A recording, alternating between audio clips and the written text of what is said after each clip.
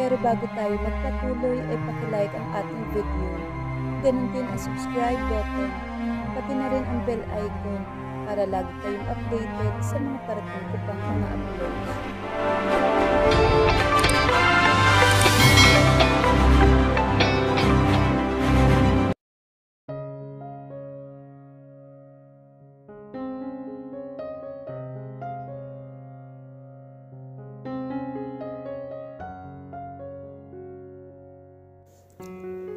Mom at last visited me in the hospital. Sumunod naman ay si Daddy. Nung mga oras na yun ay si Liana ang nakausap nila.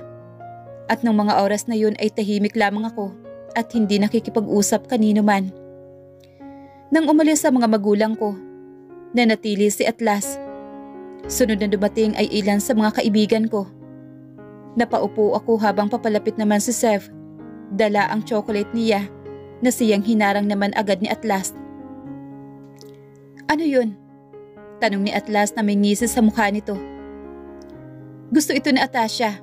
Bakit? Bawal ba to sa kanya? Sinamangutan siya ni Sev. Napangisi naman si Franco at lumapit sa bed ko para tingnan ang ilang sugat at galos ko. Talaga Vicente? Chocolate? Hindi to healthy. Paliwanag naman ni Atlas.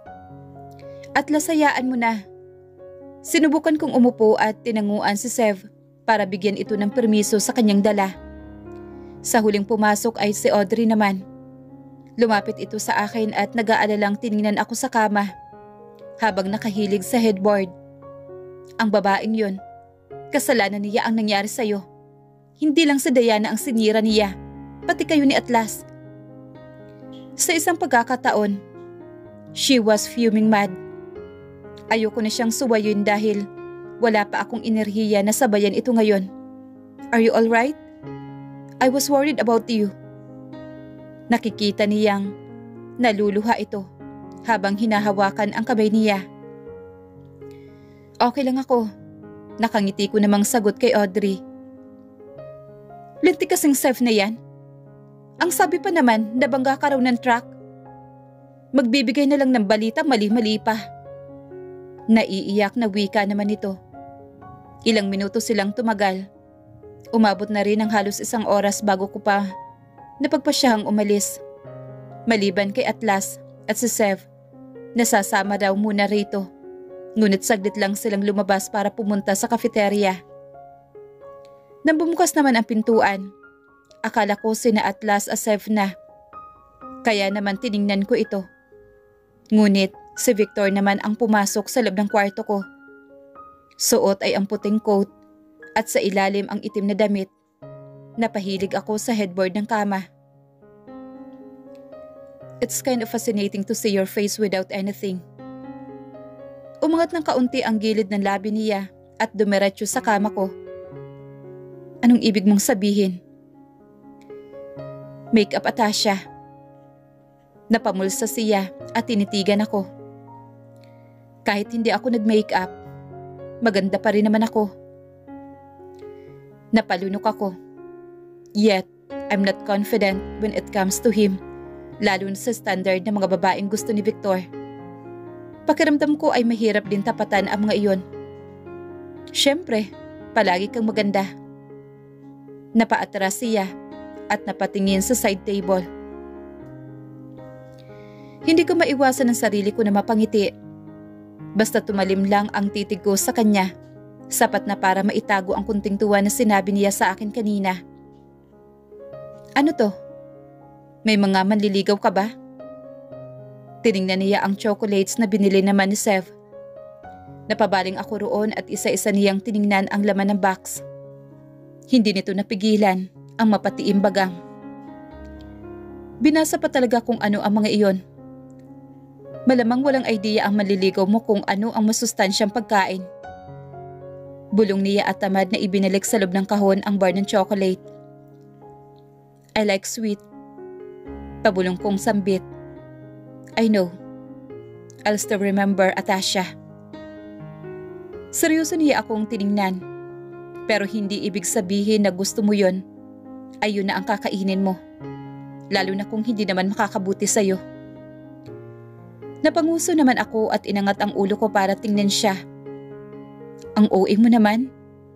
Bulong ko dahilan ng pagtaas ng isang kilay niya sa akin.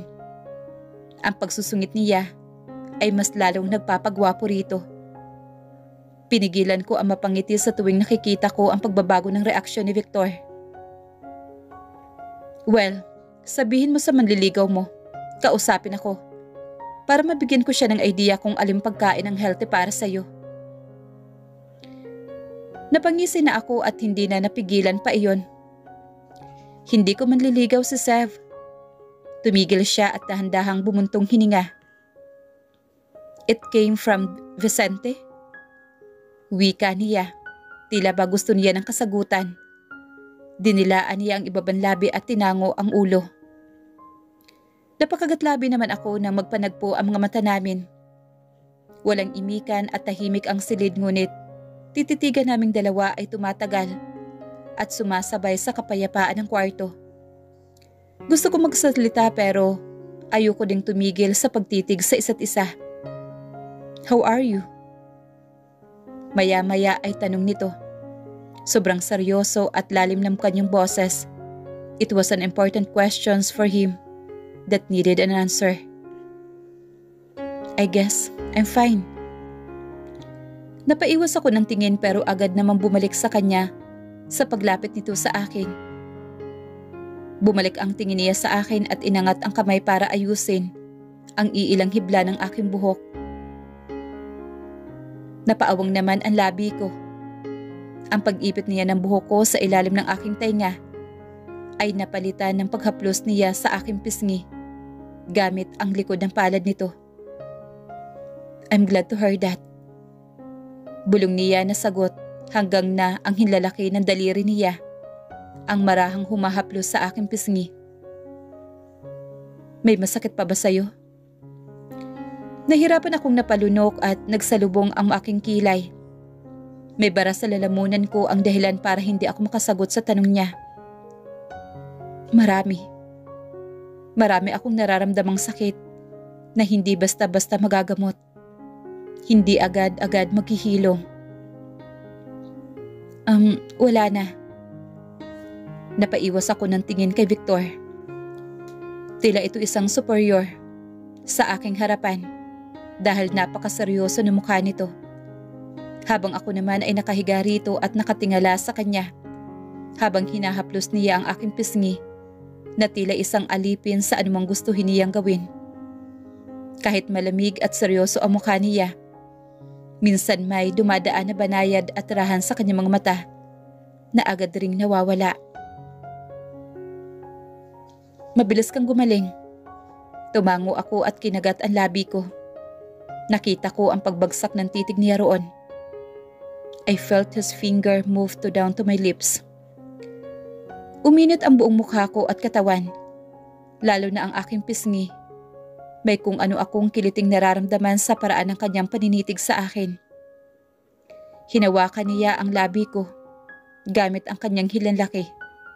Kaya naman napaawang ako. Ang kanyang mga haplos ay sensual at nakakaakit. Tulad ng paglalagay ng mga spell sa aking katawan at pagkabigla sa aking damdamin upang maging alipin sa kanya. Victor, sambit ko dahil hindi ko alam kung bakit ginagawa niya ito at kung bakit tila may mali sa nararamdaman ko. I know at alam na alam ko na hindi madali na makuha ko siya. Pero nangangarap pa rin ako na sana hindi na niya kontrolin ang kanyang sarili. Hindi. Tinutokso akong mahulog ng mas malalim sa kanya. Gumalaw ang panga nito at nakita ko ang paglunok. Namumutla ang labi mo. Puna nito na kaya hinawakan ko na ang braso niya para pigilan na siya. Alam ko. Tumikhim ako at umayos ng upo. Nagtagumpay man akong tanggalin ang pagkakahaplos niya sa labi ko, ay ang pulsuhan ko naman ang hinawakan nito. Victor, mas mariin ko ang tawag sa kanyang pangalan. Titingnan ko ang iyong pulso, temperatura at ang presyon ng dugo mo. Ngumisa siya at nagmonitor. Pinanood ko lang siya sa kanyang ginagawa. This is not your job. Hindi ikaw ang doktor ko. Gusto ko lang makasiguro. Simpleng sagot naman ni Victor. Patapos na siya nang biglang bumukas ang pintuan kaya sabay kaming napabaling doon. Kumunot ang noo ko sa pamilyar na lalaking nagdadalawang isip na pumasok. Magandang gabi ho. Bahagya siyang ngumiti at diretsyong tumingin sa mga mata ko. Hi Atasha, pwedeng pumasok? Iminuwestra niya ang kanyang kamay sa loob. Sinulya pa naman ni Victor ang lalaki bago ito bumalik sa akin.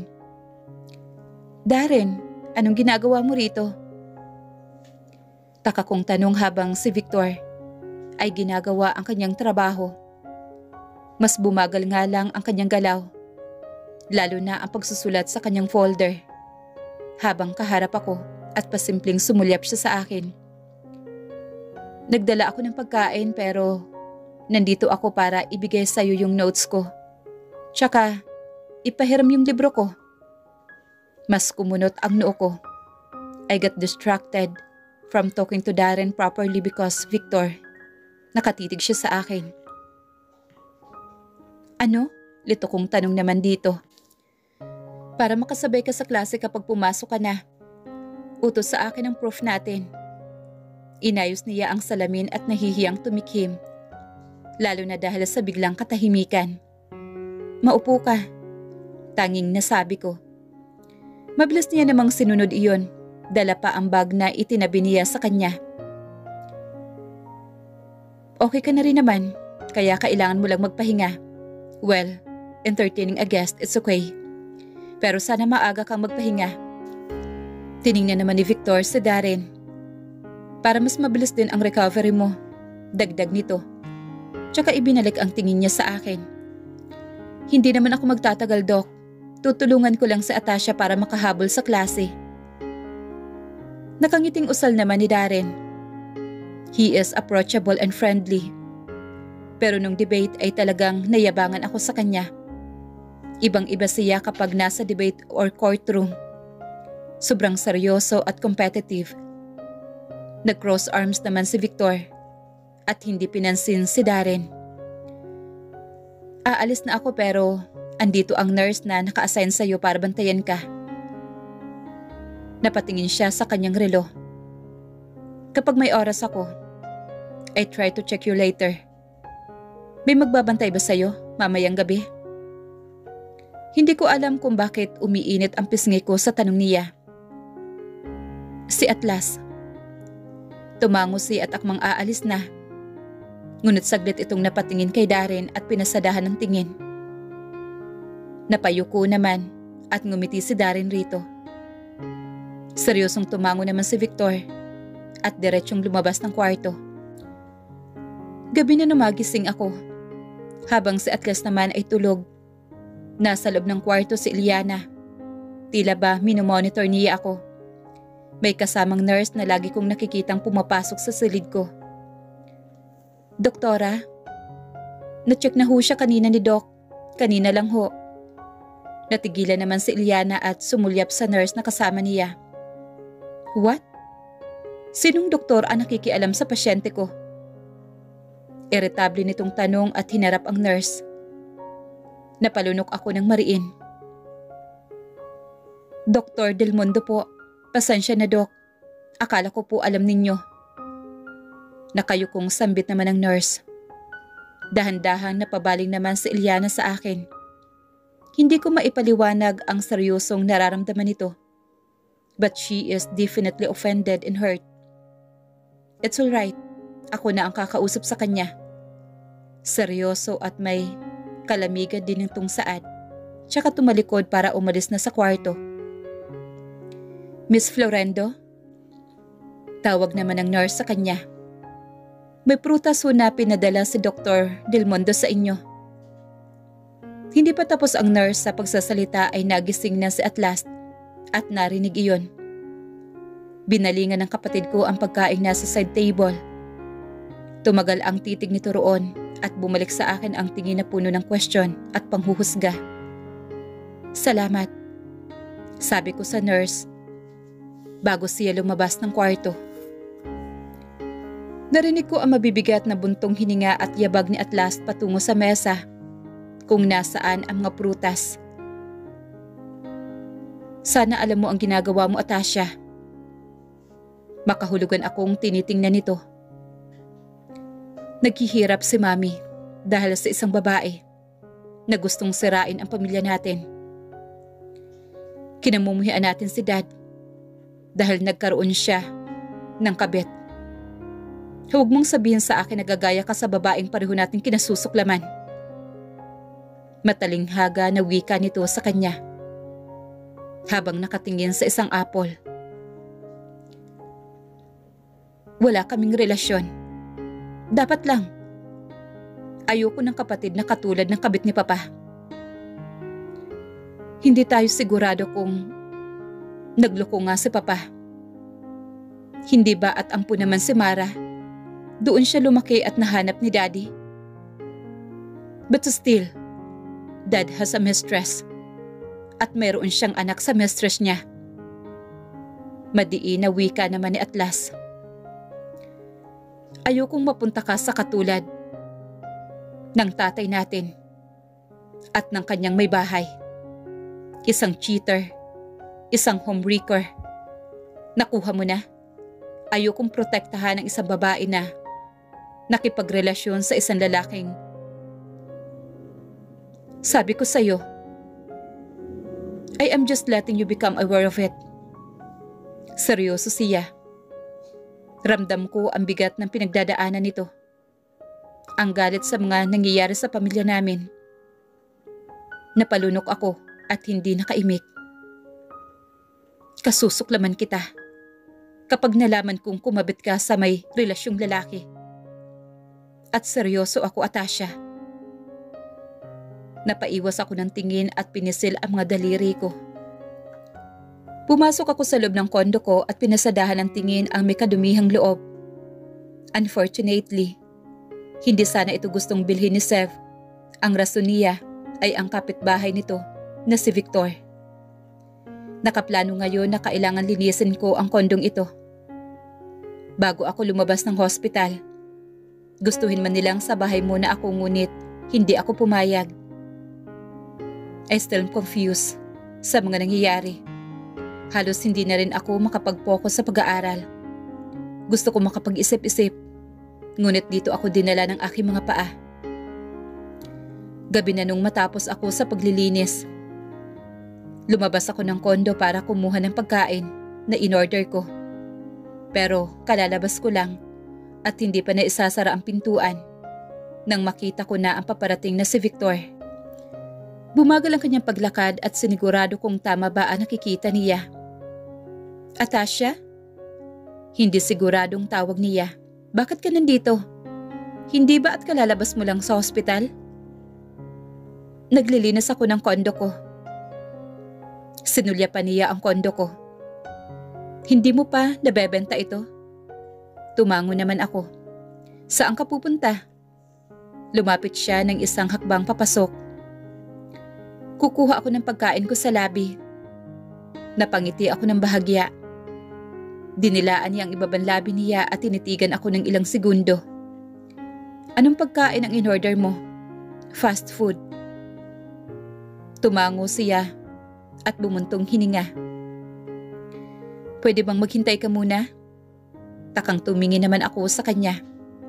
Magluluto ako ng dinner natin. Sabayan mo na akong kumain sa kondo ko. Napakagatlabi naman ako. Okay lang ba? Medyo nag-aalinlangan ako. Of course. Tumikim siya at bumaling sa kondo niya. Kukunin ko ang pagkain mo. Pwede bang dito ka muna? Hindi pa ako nakakasagot ng talikuran na niya ako at naglakad pabalik. Nahihirapan akong napalunok at napahilig sa aking pintuan. Nanghihina dahil bakit hindi ko nagawang tanggihan si Victor. Magkaibigan kami. Yun ang totoo. Nananatili kaming magkaibigan. Yun na lamang ang iisipin ko at isasantabi ang nararamdaman ko sa kanya. This is just a friendship offer. Walang mali siya. Wala lang ito, kaibigan lang. Una kong napansin ay ang in-order kong pagkain na nasa ibabaw ng round table nito sa sala. Wala akong balak na puntahan o daluhan siya sa kusina. Nanatila ako dito sa sala. Hindi ko na siya inustorbo doon. Atasha, napaayos ako ng upo sa paglabas ni Victor mula sa kusina at nagpupunas ng kamay. Hindi pa nakakapagpalit ito ng damit. Napangiti ako ng bahagya sa kanya. Ayos lang ba sa'yo ang adobo? Huwag mo akong alalahanin. Okay lang ako sa lahat. Napangiti ako. Napanguso naman siya. Napataas pa ang dalawang kilay na tila hindi siya kumbinsido sa sinasabi ko. Tapos na ako magluto. Tumigil siya at nilagay ang dalawang kamay sa bulsa.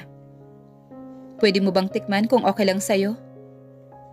Napakagatlabi naman ako at tumango sa kanya. Tumayo ako at lumapit sa kanya. Natigil lang ako dahil nakaharang siya sa daanan papasok sa kusina. Imbes na yung niluto niya ang maaamoy ko, ay ang pabango ni Victor na pamilyar na sa aking pang-amoy. Excuse me. Dahan-dahan ko siyang tiningnan. Ang isang kamay niya ay dumapo sa kamay ko bago siya gumilid at pinagbigyan akong makadaan. Nanatili siya sa posisyon niya habang ako naman ay nagtungo sa niluluto nito. Tinikman ko ang niluluto niya at katulad ng dati. Ang pamilyar na panlasa na tila nasa bahay ka. Hindi nagluluto ang kanyang mami, pero minsan hindi ko na mawari kung ano ang luto ni mami sa luto ng chef namin sa bahay. But when it comes to Victor, sa mga niluluto ni Victor, ay tila ba nasa sarili akong bahay. Okay ba? Naramdaman ko si Victor sa likuran ko. Pagharap ko sa kanya, sumasalakay na ang katawan niya sa espasyong pwedeng umabot sa mga mata ko. Hinaharang ang paningin ko sa katawan niya. Kakain na ba tayo? Medyo gumiti siya kaya tumango ako. Tahimik kaming kumain ng dinner ni Victor. Hindi rin ito nag-abala ng mga tanong. Yun ang akala ko dahil patapos na siyang kumain na magsimula ito magtanong. Nakakasabay ka na ba sa klase ninyo? Oo, tinutulungan ako ni Darren. Then why do you have to get here? Hindi ba at dapat nasa inyo ka at nagpapahinga ka? Bumagal ako sa pagmuya ng pagkain. Kailangan kong linisin ang kondo ko para makahanap ng prospective buyer. Bakit ba nagmamadali ka? Huminto siya sa pagkain kaya miski ako ay natigilan din. Kinagat ko ang ibabang labi ko. Kailangan ko ng pera. Hindi ako makatingin sa kanya at bumagsak ang mga mata sa plato. Bakit hindi mo tanungin ang iyong kaya ko at magagawan ko ng paraan? Ayokong humingi ng tulong sa kanya, Victor. Hindi ko kailangan ng tulong niya. Napatikom siya sa labi at malalim na napabuntong hininga. Magkano mo ba pinagbibili ang kondo mo? Taka akong umangat ng tingin sa kanya. Tinulungan niya akong makahanap ng buyer. Bibilhin ko. Napaawang naman ang labi ni Atasha at dinaan na lamang iyon sa tawa. Nagbibiro ka ba? Sabihin mo sa akin ang presyo. Narinig ko na nagpapatayo ng sarili mong bahay. May kondo ka na. Hindi ko alam kung para saan ang isa pang kondo kung bibili ka. Pati pagpapatayo ko ng bahay, alam mo? Natatawa niyang tanong. Baka maunahan mo pa akong i-announce ang kasal ko kung nagkataon. Pagbibiro naman ito. Nagpaplano na ba itong magbuo ng pamilya? Kaya ba nagpapatayo na siya ng bahay niya? Mag-aasawa na siya. Sino? Si Liana. Narinig ko lang kay Diana. Tumawa naman si Victor at tumayo. Inayos na niya ang kanyang kinainan, kung kaya ay nagmamadali ko rin na tinapos ang pagkain ko. Hinugasan nito ang plato nito at ang table ay nilinis nito. Tinulungan ko siya kahit na alam ko na hindi naman niya kailangan. Salamat sa hapunan. Kaswal kong sabi at ipinatong ang palad ko sa ere. Handa na akong umalis. As if naman may dahilan pa ako para manatili roon. Saan ka na ngayon? Nilapitan ako ni Victor. Halos harangin niya ang dinaraanan ko papunta sa pintuan para lang huminto ako. Magpapahinga. Saan? Tumikhim naman ako. Sa kondo ko. Hindi ka ba uuwi mamayang gabi? Napatingin naman siya sa kanyang relo. Napanguso naman ako at umiling sa tanong ni Victor. Bukas na siguro. Maaga naman akong aalis. Sabay kibit balikat ko. Pabilis ng pabilis ang tibok ng puso niya habang iniiwas naman niya ang mga mata rito. Hindi ko alam kung bakit ako kinakabahan at napapalunok sa malalim niya mga titig. Gusto mo mag-usap tayo? Saglit? Alok ni Victor at medyo tumagilid ang ulo nito. Natigilan ako at napakurap sa alok niya. Tila ba tumigil sa pagtibok ang puso ko? At tila ba nabatubalani ako? Hindi ko alam kung bakit kay hirap niyang tanggihan.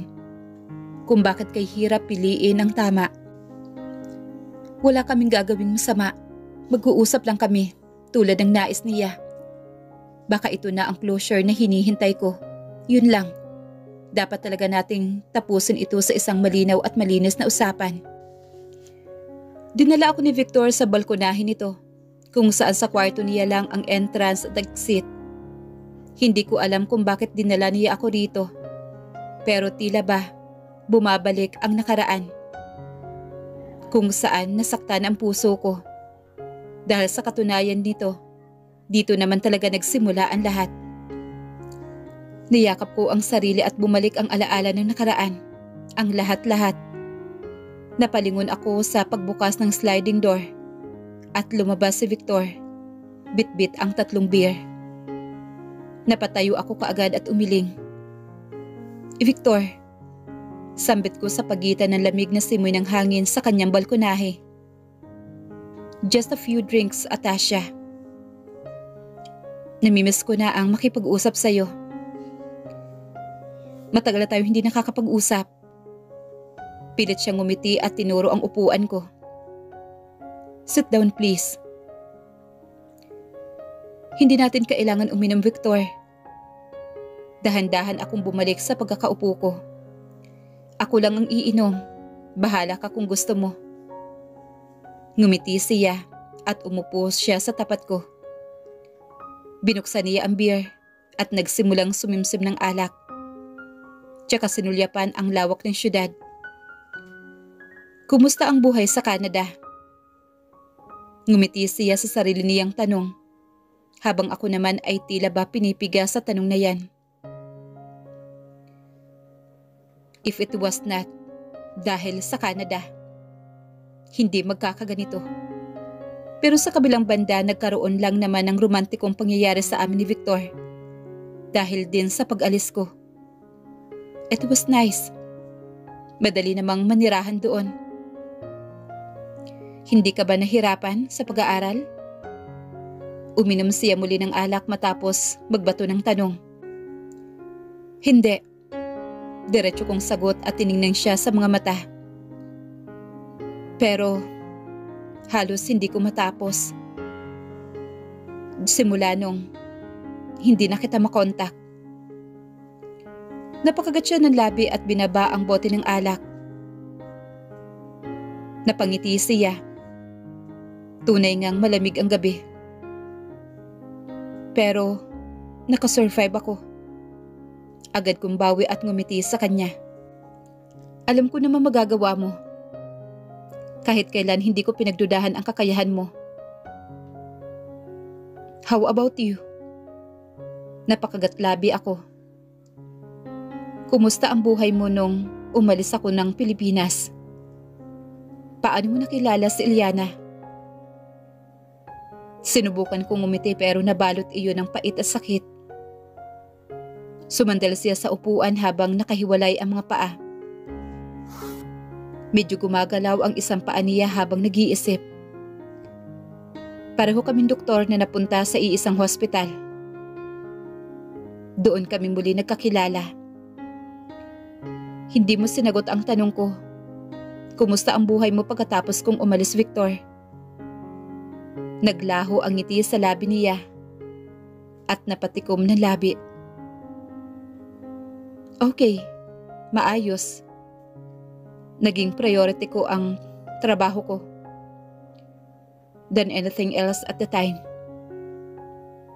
Napanguso naman ako. Talaga? Natatawang tanong ko. Alam kong masamang idea na uminom, ngunit kinuha ko ang beer. Pinanood lang naman ako ni Victor. Biglang natahimik siya. Biglang walang nagsalita sa aming dalawa habang patuloy na umiinom. At inaalala ang naging buhay namin sa nakaraan. Yung sakit at pinagdaanan namin na dalawa. Narinig ko ang tungkol sa iyong ama. Sinimula niya. Nag-aalala ako sa iyo, Atasha. Kaya nga siguro, iniisip ko ang tungkol sa kasal. I think imposibleng magmahalan ang dalawang tao hanggang sa huli. Nahihirapan akong napalunok. Hindi ko na-realize na kaya pala ng tatay ko na gawin ito sa amin. Nagsigurado kami na mahal niya kami. Siguro ganun talaga. Hindi niya lulukohin si mami kung totoong mahal niya ito. I was freaking convinced of his love of my mother. Hindi ko alam na may panluloko palang nagaganap sa likod ng lahat ng iyon. Umangat ang tingin ko kay Victor. Hindi ko lang kayang ipaliwanag yung nakikita kong kung ano man sa kanyang mga mata. Ang nakikita kong titig niya ay ang titig ng gabing parehong nandito kaming dalawa bago ako umalis ng bansa noon. Naniniwala ka pa rin ba sa kasal? Natigilan naman ako sa tanong niya. Hindi ko alam. Pero alam ko ang pagmamahal ay mananatili at nagbibigay ng puwang sa isang kasal. Pahalagahan at respetuhin mo yung taong mahal mo. Ngumiti ako sa kanya. Ano ba ako sa'yo, Victor? Nandito ako para sa'yo, Atasha. Mariin naman na pabuntong hininga siya. Inayos niya ang buhok ko at marahang hinaplos ang pisngi ko. Gusto kitang protektahan para mawala ang sakit na nararamdaman mo. Kumunot naman ang noo ko sa sinabi ni Victor. Hindi ko maintindihan. Nagdududa na sa'yo si Eliana, Victor. Natigilan siya at lito akong tiningnan. Dapat kausapin mo si Eliana. Mukhang kailangan mong magpaliwanag sa kanya. Ano? Hindi ko alam kung ano tayo. Hindi ko alam kung ano ang nararamdaman mo sa akin.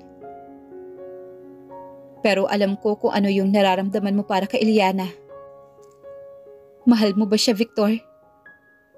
Mahinang bulong ko at hinawakan ang braso niya. Mahal mo ba si Eliana?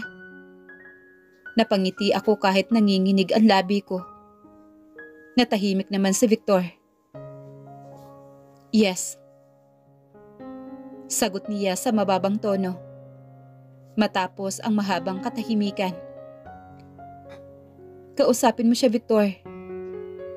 Naging mapait ang ngiting naiwan sa mga labi ko. I made a mistake. Naabutan niya ako nung araw na umalis ng kondo mo suot ang damit mo. Don't mind me and just talk to her before it's too late. Paus kong sambit sa kanya. I got my answer. Mahal niya si Eliana. Kaya doon na nagtatapos ang story namin dalawa. Walang Atasha sa puso niya. Pagod na akong ipagsiksikan ang sarili ko sa kanya. Nagmamadali akong lumabas ng condo unit ni Victor. at pumasok sa sasakyan ko. Matapos masagot ang tawag ni Atlas na may problema sa bahay kaya pinapauwi ako. Sinalubong ako ni Atlas pagkalabas ko ng sasakyan matapos makarating sa bahay. Nagkakagulo na rito at ang tanging ginagawa mo ay pumirmi sa kondo mo. Makipaglandian sa Del Mundo na yon. Masasakit na salita ang binato sa kanya ni Atlas. Don't be too selfish. At isipin mo naman ang mga taong nakapaligid sa iyo, Atasha. May mga away kami ni Atlas. Ngunit hindi ganito kalala para magbitaw siya ng masasakit na salita sa akin. Wala akong ginagawang masama. Matalim na tingin lang ang itinapon sa akin ni Atlas bago dumiretso sa loob ng bahay kasabay ko. Pagpasok namin doon ay nilalabas na ni Mami ang mga gamit ni Dad. She is on the staircase while Dad is picking up his clothes. At muling ipinapasok sa luggage. Ang mga tauhan ni Dad ay tumutulong sa kanya sa pag-iimpake. Ang mga katulong ay nasa gilid at hindi nakikialam sa nangyayari. Ano nangyayari rito? Taka kong tanong sa kanilang dalawa. Tanungin mo ang daddy mo, Atasha. Tanungin mo ang magaling mong ama na humihingi sa akin ng annulment. Ang kapal na mukhang makipaghiwalan ngayon siya may kasalanan. Sigaw ni Mami at tinuro si Dad. Walang hiya ka, Liam. Ikaw na ang nagloko. Ikaw pa ang may lakas ng loob na hiwalayan ako. Umiiyak na wika naman ng kanyang mami. Tigilan mo na ang pagbabanta sa anak ko. Kung gusto mong manatiling buo ang pamilyang ito. Sirain mo na ako, Mia. Pero wag na wag ang anak ko. Kung ano man na naging kasalanan ko. Labas doon ang anak ko. Wala kang pinagkaiba sa mama mo. Mapagtanim ng galit. Pati inosenteng tao idinadamay. Dahil lang sa galit ka. Lahat ng galit mo sa akin mo iba to, Mia. Sa akin. Sa akin maging masama at matatanggap ko pa. Sigaw ng Dad niya. Dahilan para magpagting ang tenga ko sa kanilang mga nagtataasang boses. Nagmamadaling bumaba ng hagdanan si Mami para maharap sila ni Dad ng maayos. Ramdam na ramdam ko ang sakit ng batuhan nila ng mga salita. Pero nagdarasal ako na sana huwag. Dahil hindi ko kayang makita yon. Kahit nasa isip at tamang edad na ako. Pakiramdam ko ay malaking trauma ang hatid nun kung nagkataon. Ako pa ang masama ngayon, Liam. Sino mas masama sa ating dalawa kung ganon? Galit na tanong naman ng kanyang mami. Nakikita niya ang pagsisisi at galit sa mga mata nito. Namumula ang mga mata at namamaga. Nangangayayat at pagod. Ginamit mo ang mama ko para sa isang palabas. Para ano?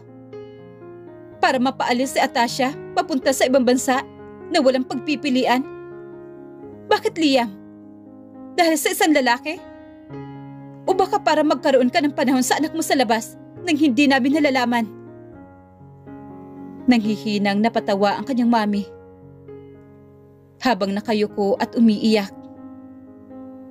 Narinig ko naman ang yabag ni Atlas. Papunta kay Mami.